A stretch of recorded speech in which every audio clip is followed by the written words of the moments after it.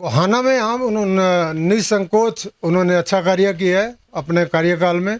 इस बात के लिए मैं उनकी तारीफ भी करता हूँ और जितना उनसे हो सकता है, लेकिन मैं इसका श्रेय बजाय इसके कि उन्होंने किया, उनका प्रयास, उनकी विल पावर ज़रूर रही, लेकिन ये सारा का सारा श्रेय मनोहर लाल जी को जाता है, जिन्होंने इतना पैसा गोहाना की कमेटी को दिया जिसकी वजह से यहाँ का चेयरपर्सन लेडी जो है वो काम कर सकती। और बहुत सारे दावेदार हैं, इसमें कोई दो राय नहीं है, लेकिन इसका फैसला या तो पब्लिक करेगी और या फिर पार्टी करेगी। नमस्कार, स्वागत है सभी का हरियाणा उत्सव में। मैं हूं अनिल खत्री। जैसा कि आप सभी को पता है, गोहाना नगर परिषद के चेयरमैन पद के चुनाव होने हैं और तमाम दावेदार अपनी मजबूत दावेदारी ठोक रहे हैं। इसी कड़ी में हमारे साथ एक मजबूत दावेदार हैं गोहाना से, रमेश खुराना जी। आइए इनसे हम जानने का प्रयास करेंगे। सर, सबसे पहले नमस्कार। नमस्कार, सबसे पहले आपका बहुत बहुत धन्यवाद। हरियाणा उत्सव में आपने मुझे बात कहने का मौका दिया, बहुत बहुत धन्यवाद।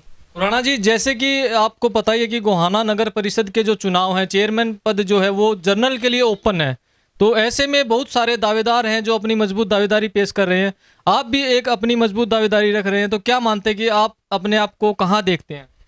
देखो जी, ये जो इस बार पहली बार जो प्रधान का चुनाव है चेयरमैन का, वो डायरेक्ट हो रहा है और बहुत सारे दावेदार हैं, इसमें कोई दो राय नहीं है, लेकिन इसका फैसला या तो पब्लिक करेगी और या फिर पार्टी करेगी, क्योंकि पार्टी सिंबल पे चुनाव लड़ना चाहेगी और पार्टी जिसको टिकट देगी चुनाव तो वही लड़ेगा।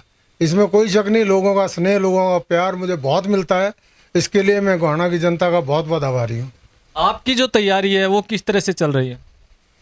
हम तो लोगों के दिलों में बसते हैं जी, लोगों का दिल जीतने की कोशिश करते हैं। हमारा कोई ऐसे ये सोच के कोई कार्य नहीं करते कि मैंने चेयरमैन बनना है। हमारा भाईचारा मजबूत रखने के लिए, भाईचारा बनाने के लिए, 36 बिरादरी में गरीब आदमियों की सेवा करने के लिए मैं लगा रहता हूँ। बाकी सब कुछ परमात्मा के हाथ में या पार्टी के हाथ में। आज गोहाना की जो स्थिति है उसको कहाँ देखते हैं आप? गोहाना की स्थिति पार्टी के नाते देखा था बहुत अच्छी स्थिति है, क्योंकि पार्टी बहुत बढ़िया काम कर रही है। और आज की जो ये तिरंगा यात्रा जिसमें अभी शामिल हुआ था, ये एक ऐतिहासिक तिरंगा यात्रा साबित होगी।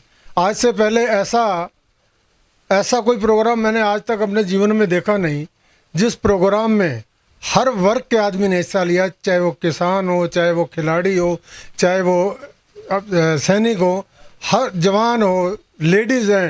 हमारे महिला शक्ति ने बहुत भारी मात्रा में इसमें हिस्सा लिया, जिससे ये लगता है कि प्रदेश में और गोहाना में भारतीय जनता पार्टी का बोलबाला है।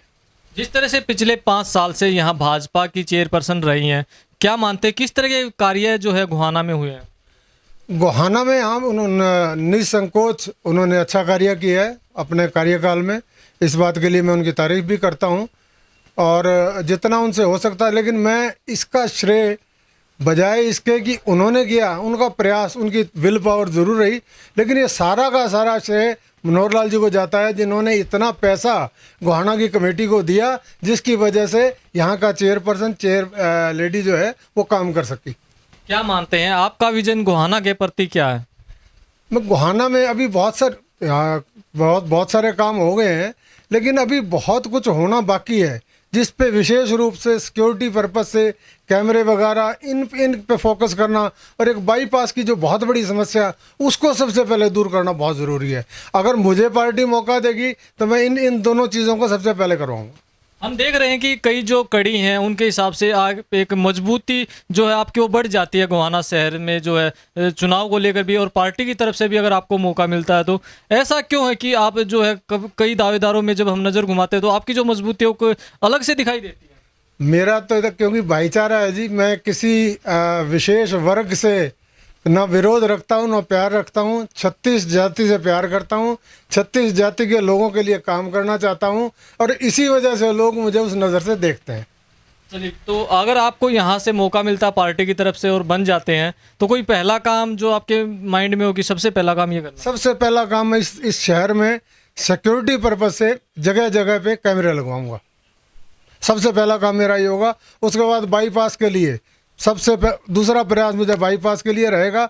और बहुत सारे काम हैं, अनगिनत काम है जो अभी होने बाकी हैं, जो मुझे करने हैं। सर, पार्टी अगर आपको यहाँ से मौका देती है तभी चुनाव लड़ेंगे, या फिर वैसे अगर कोई परिस्थितियाँ रहती हैं तो बिना कमल के फूल के भी चुनाव लड़ेंगे? मैं तो केवल अगर पार्टी आदेश करेगी तभी चुनाव लड़ूंगा, अन्यथा पार्टी जिसको भी कमल का फूल दे के भेजेगी मैं उसकी मदद करूंगा। तो क्या मानते हैं यहाँ से इस बार जो चुनाव रहेगा चेयरमैन के लिए, जो भी चुनाव है, जनरल चुनाव है, भारतीय जनता पार्टी के लिए किस तरह का रहेगा? आसान रहेगा, मुश्किल रहेगा, क्या मानते हैं? भारतीय जनता पार्टी के लिए चुनाव बिल्कुल आसान रहने वाला है, क्योंकि जिस तरीके से आदरणीय मुख्यमंत्री मनोहर लाल जी कार्य कर रहे हैं, 36 बिरादरी के लिए काम कर रहे हैं, बिना भेदभाव के काम कर रहे हैं।